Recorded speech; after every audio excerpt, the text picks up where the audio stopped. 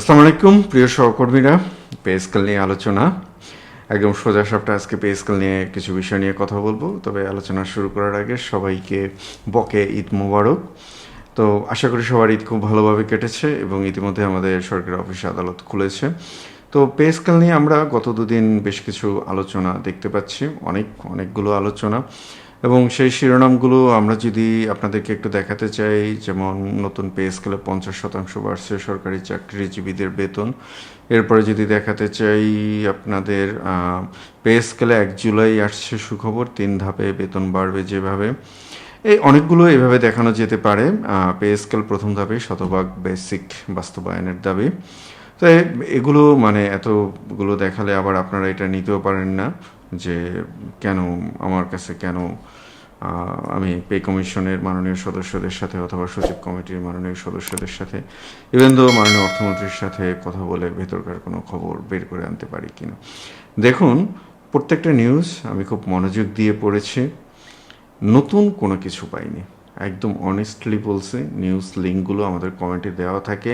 আপনারা অনেক সময় একটু কনফিউজ হয়ে যান যে নিউজ লিঙ্কগুলো খুঁজে পান না। নিউজ লিঙ্কগুলো আমাদের কমেন্টে দেওয়া থাকে, আপনারা সেখান থেকে দেখে নেবেন। তো সব কিছু মিলিয়ে সবচেয়ে মোদ্দা কথা হচ্ছে যে ইনশাল্লাহ পে স্কেল 1 জুলাই থেকে হচ্ছে। এখন প্রশ্নটা যেখানে এসে দাঁড়িয়েছে যে মানে সবগুলো নিউজ আমি পড়ে বোঝার চেষ্টা করলাম যে কেউ একজন দায়িত্ব নিয়ে বলে কি না যে আমরা যেগুলো শুনতে পাচ্ছি সেগুলোই হবে।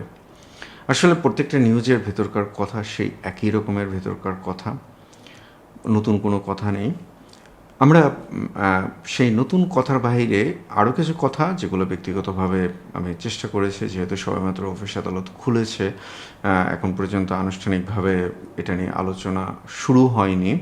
তবে যেহেতু বাজেট অধিবেশন আগামী সপ্তাহ থেকে শুরু হবে, তো সেক্ষেত্রে মোটামুটি কিছুটা ধারণা পাওয়া যাচ্ছে। এবং উইথ রেসপেক্ট আমি আপনাদেরকে বলি সেটা হচ্ছে যে আমার আগে ঠিক গত ভিডিওটাতে একদম শুরুর দিকে কিছু কমেন্ট আছে, সেই কমেন্টগুলো আমি রেখে দিয়েছি। আমি সেগুলোকে রিপোর্টও করিনি বা সেগুলোকে ডিলিটও করিনি। আমি কোনো কমেন্ট ডিলিট করি না বা কোনো কমেন্ট রিপোর্টও করি না। যার ইচ্ছা যে ভাষা ব্যবহার করবেন, যার যতটুকু যোগ্যতা তিনি সেই ভাষাই ব্যবহার করবেন। কিন্তু মোদ্দা কথা কি জানেন, যে 20তম গ্রেডের যে সেই বেতন কিন্তু 20,000 টাকা থেকে এখন কমে মোটামুটি 16,000 টাকা পর্যন্ত এসে দাঁড়িয়েছে। ক্ষোভটা আপনাদের আমার উপর থাকতে পারে যে আমি মনে হয় যে আমার কথাতে আসলে বিষয়টা তা না। এই যে নিউজগুলো পে স্কেল নিয়ে, এগুলো নিয়ে এক ধরনের স্ক্যামিং থাকে। তার কারণটা হচ্ছে যে যখন অফিস আদালত খোলা হয়, অন্য অন্য নিউজের হেডলাইনের সাথে এই পে স্কেল নিয়ে, তো যাই হোক, সবার প্রতি শ্রদ্ধা জানিয়ে সবার মতামতে তো আমরা মূল্যায়নটা বুঝি। এখন আমরা এই যে বিষয়গুলো আছে সেই বিষয়গুলো একটু এক নজরে দেখে যাব। আগামী 1 জুলাই 2026 থেকে নবম পে স্কেল কার্যকর হওয়ার প্রবল সম্ভাবনা, মোটামুটি ইনশাল্লাহ। কারণ খুব সম্ভবত আমি ওই নিউজটা বিস্তারিত দেখতে পারিনি, বিবিসির সাথে একটি সাক্ষাৎকারে মাননীয় অর্থমন্ত্রী মহোদয় বলছেন যদি সব কিছু ঠিকঠাক থাকে 1 জুলাই থেকে বৃদ্ধি পাবে। এখন সমস্যাটা হচ্ছে 3 ধাপে বাস্তবায়ন। এটা নিয়ে খুব খুব খুব কথা হচ্ছে, খুব। এবং আপনারা অনলাইনে বা বিভিন্ন প্ল্যাটফর্মে যে সমস্ত নেতৃবৃন্দ, সরকারি কর্মচারীর ঐক্য কল্যাণ পরিষদ বা প্ল্যাটফর্ম বা যে সমস্ত নেতৃবৃন্দ, তারা প্রতিনিয়ত সরকার উচ্চ পর্যায়ের সাথে যাদের যোগাযোগ আছে, তারা পর্যন্ত এই বিষয়টি নিশ্চিত করতে পারেনি। কারণ এই বিষয়টি হচ্ছে এমন একটি বিষয়, এটি একদমই নতুন। সরকার যে করতে পারবে না বিষয়টা সেটা না, কিন্তু এটি একদমই নতুন, এর আর নজির নেই, অর্থাৎ পূর্বে এ ধরনের ঘটনা ঘটেনি। তো যার কারণে এই বিষয়টা। আর আরেকটি কথা সেটা হচ্ছে যে আমি কাউকে খুশি করার জন্য বলছি না বা কাউকে বিরক্ত করার জন্য বলছি না। আমরা সরকারি যার অবস্থান অনুসারে বেতন ভাতা পেয়ে থাকেন। এখন যেটা আমরা শুনছি, বেতন 3 ধাপে বৃদ্ধি হবে কিনা এটা আমি নিশ্চিতভাবে বলতে পারি না, কিন্তু আমি এটুকু বলতে পারি যাই বৃদ্ধি হবে না কেন সেইটা প্রথম গ্রেড থেকে 20তম গ্রেড। অর্থাৎ যে রিউমারটা শোনা যাচ্ছে একদমই টোটালি ভোগাস একটা রিউমার, যে 11 থেকে 20তম গ্রেড পর্যন্ত 100% বৃদ্ধি পাবে, আর তার উপরের গ্রেডগুলোতে 50% বৃদ্ধি পাবে। এটা মানে কীরকমভাবে সেটেল করবেন আপনি? তাহলে যাদের বৃদ্ধি পাবে অর্থাৎ উপরের দিকের গ্রেডের, তাদেরকে এরিয়ার দিতে হবে। তো এরিয়ার যদি দিতে হয় তাদেরকে, মানে এটা তো স্বাভাবিকভাবে মানার কথাও না, মানবও না। বা মানবেও না। এখন আপনারা বলতে পারেন আপনি হয়তো উপরের দিকে গ্রেডে আছেন, বিষয়টা সেটা না। এটা হচ্ছে সাম্যর জায়গা থেকে যে প্রশ্নটা। যদি এরকমটা বলা হয় যে নিচের দিকের গ্রেডের বেতনগুলো 50% বৃদ্ধি করা হবে, উপরের দিকের গ্রেডের বেতন 100% বৃদ্ধি করা হবে, সেটা তো কখনোই মানা সম্ভব না। ওই জায়গা থেকে অর্থাৎ 3 ধাপে হোক, 4 ধাপে হোক, 5 ধাপে হোক, যাই হোক না কেন, সেটা অর্থাৎ যে বেসিকটা বৃদ্ধি পাবে সবার জন্য একই হারে বৃদ্ধি পাবে, এটুকু নিশ্চিত থাকতে পারেন। আর বিকল্প আরেকটি প্রস্তাবনা এসেছে যে 3 ধাপের বিষয় 2 ধাপের বিষয়, এটা এখনও নিশ্চিত হয়নি। সেই প্রস্তাবনাটি এসেছে যে প্রথম ধাপে গ্রেড অর্থাৎ সব গ্রেডে একই বৃদ্ধিটা রেখে পরবর্তী ভাতাগুলো যে বৃদ্ধি, সেই ভাতা বৃদ্ধিগুলোকে একাধিক ধাপে দেওয়া। এটা পসিবল, এটা সম্ভব, এটা হতে পারে, এটা করা সম্ভব। আর আরেকটা বিষয় সেটা হচ্ছে যে অর্থাৎ জুন থেকে ইনক্রিমেন্ট আপনারা প্রাপ্য হবেন কিনা। দেখুন, জুনের যে ইনক্রিমেন্ট পে স্কেল ঘোষণা হওয়ার পর পে স্কেল না পাওয়া পর্যন্ত আপনি পুরাতন যে পে স্কেল আছে সেই পে স্কেলে আপনি বেতন ভাতা পাবেন। তো সেক্ষেত্রে আপনার ইনক্রিমেন্ট যুক্ত হবে এবং এই ইনক্রিমেন্টটাকে এর আগের যে পে স্কেল অর্থাৎ অষ্টম পে স্কেল, যেটা খুব সম্ভবত ডিসেম্বর থেকে দিয়েছিল, ডিসেম্বর বা জানুয়ারি থেকে, এক্স্যাক্ট আমার ঠিক মনে নেই। তো সেখানে কিন্তু ইনক্রিমেন্ট যুক্ত হয়েছিল। তো ওটা নিয়ে মানে অতটা টেনশন করার দরকার নেই।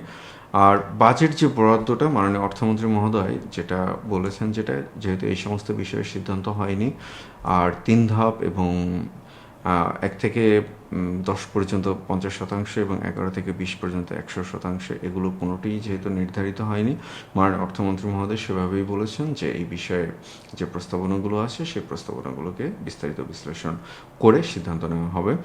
তো এখন আনুমানিক যে হিসেবটা আছে, মানে আপনাদের মানে কেন জানি মনে হয় যে আমি মনে হয় আপনাদের বেতন কমাতে বসেছি। সুযোগ থাকলে আমরা সবার বেতনে আমি বাড়িয়ে দিতাম, কারণ আমাদের এই যে পবিত্র ঈদুল আজহা, উইথ রেসপেক্ট আমি কাউকে ছোট করব না, কী ঘটনা ঘটেছে সেটা আপনারাও জানেন। আমি শুধু এইটুকু জানি যে আমি যে শহরে থাকি, অর্থাৎ আমার শহর বরিশাল, তিলোত্তম শহর যেটা, সেই শহরে আমার কাছে মনে হয়েছে যে গতবার বা তার আগের বার যতগুলো কোরবানি আমরা দেখেছিলাম, এবার অনেক সংখ্যায় কম। এটাই আমাদের চোখে আঙুল দিয়ে দেখিয়ে দেয় যে আমাদের পিঠ কোথায় ঠেকে গিয়েছে। তো এখন আর গ্রেড 20টিই থাকবে, গ্রেড 20টি কমবে না। আর বেতনের যে অনুপাত, সর্বনিম্ন এবং সর্বোচ্চ যে অনুপাত, সেটা মোটামুটি যেহেতু 1:8 বলা হয়েছে এবং আগে যেহেতু 1:9.4 আছে, তো আমার মতে সেটা 1:8 থেকে 1:8.5 পর্যন্ত, অর্থাৎ 8.50 পর্যন্ত এর মধ্যেই থাকবে।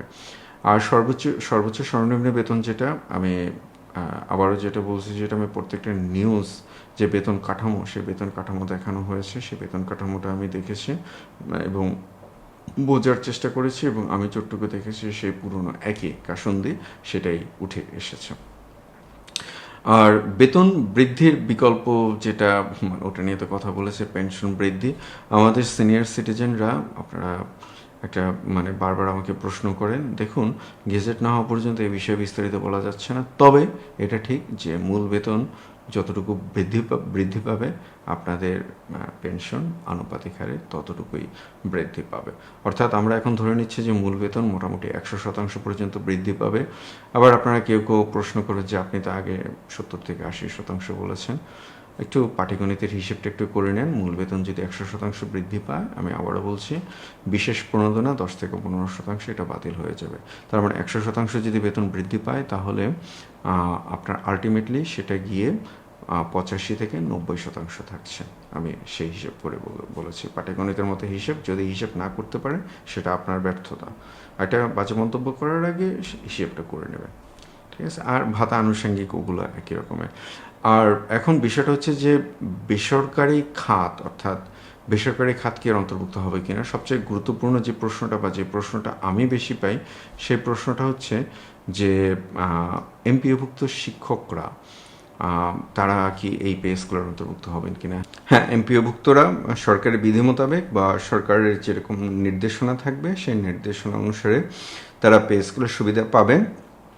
বিগত বছর এভাবে পেয়ে এসেছেন, তবে একটু দেরি হতে পারে, অর্থাৎ সরকারিদের পূর্ণাঙ্গ পে স্কেল বাস্তবায়নের পর আরও কিছুদিন সময় লাগতে পারে।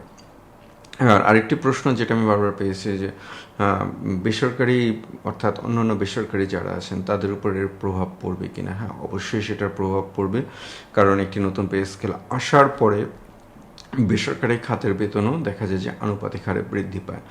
এর কারণটা হচ্ছে বেসরকারি খাতের বেতন যদি আনুপাতিক হারে বৃদ্ধি না পায় তাহলে বেসরকারি খাতে চাকরির যে প্রবণতা, আমি একদম সহজ করে বলি, সেখানে ওই জায়গাটা তখন মানে ও ধরনের লোকজনকে তখন সেখানে রাখা যায় না। তবে এটা একদিনে বেড়ে যাবে না। আর ইতিমধ্যে আমরা পবিত্র ঈদুল আজহার আগে আমরা বেশ কিছু রিপোর্টে দেখেছিলাম যে সরকার বেসরকারি যারা চাকরিজীবী আছেন তাদের জন্য একটি পে স্কেল বা পে স্কেল নীতিমালা বা এরকম একটি কিছু করতে যাচ্ছেন। তো সব কিছু মিলিয়ে আশাবাদী আমরা ভালো কিছু হবে। তো প্রিয় সহকর্মীরা, কী মনে হয় আপনাদের যে যেই জায়গাগুলো আমরা আজকে মূলত আলোচনা করার চেষ্টা করেছি, যে বৃদ্ধি যাই হোক না কেন সেটা কি 1 থেকে 20তম গ্রেড পর্যন্ত একই হারে হবে কি না? অবশ্যই আপনাদের মতামত আমাদের কমেন্টে জানাবেন। এবং মূল যে বেতন বৃদ্ধির হার সেটা এখন কম বেশি সবাই মানে আমি তো অনেক আগ থেকেই বলছি, এখন সবাই মোটামুটি কম বেশি সে 100% বৃদ্ধির কথাই বলছে, অর্থাৎ দ্বিগুণ হওয়ার কথা বলছে। যদি দ্বিগুণ হয় সেটা কি যথেষ্ট কি না, এ বিষয়ে আপনাদের মতামত জানাবেন। এর পাশাপাশি আমরা ইনশাল্লাহ বাজেট অধিবেশন যখন শুরু হবে, এই এই মানে এই প্রশ্নটি অনেকেই আমাকে করেন যে আমরা বাজেট অধিবেশনে পে স্কেল সম্পর্কে বলা থাকবে কিনা। হ্যাঁ, সরকারের যে আয় ব্যয় খাত যখন বর্ণনা করবে তখন ব্যয়ের খাত হিসেবে উন্নয়ন বহির্ভূত ব্যয় এটা বলা হয়, এটাকে পরিচালন ব্যয় বলা হয়। সে পরিচালন ব্যয়ের খাতে পে স্কেল সম্পর্কে যে বরাদ্দ থাকবে সে বরাদ্দটি বলা হবে। এবং আমরা আশা করছি যে ইনশাল্লাহ পে স্কেল বাস্তবায়নের জন্য মোটামুটি 40,000 কোটি টাকার বেশি বরাদ্দ থাকবে। যদিও আপনার যদি 100% বেতন বৃদ্ধি করে সেক্ষেত্রে 43,000 কোটি টাকার মতো দরকার হতে পারে, 43 থেকে 47,000 কোটি টাকার মতো দরকার হতে পারে। তো 40,000 কোটি টাকা যদি বরাদ্দ করা হয় তাহলে ইনশাল্লাহ আমরা এক ধাপেই মূল বেতন বৃদ্ধি পাবো, অর্থাৎ 2026-27 থেকে। কি মতামত আপনাদের অবশ্যই কমেন্টে জানাবেন। এবং সবশেষে আবার আপনাদেরকে ঈদের শুভেচ্ছা। তবে যাওয়ার আগে যারা এখন পর্যন্ত আমাদের চ্যানেলটিকে সাবস্ক্রাইব করেনি আমাদের চ্যানেলটিকে সাবস্ক্রাইব করে ফেলুন। ভালো থাকবেন, আবারও দেখাবো আপনাদের সাথে। আসসালামু আলাইকুম।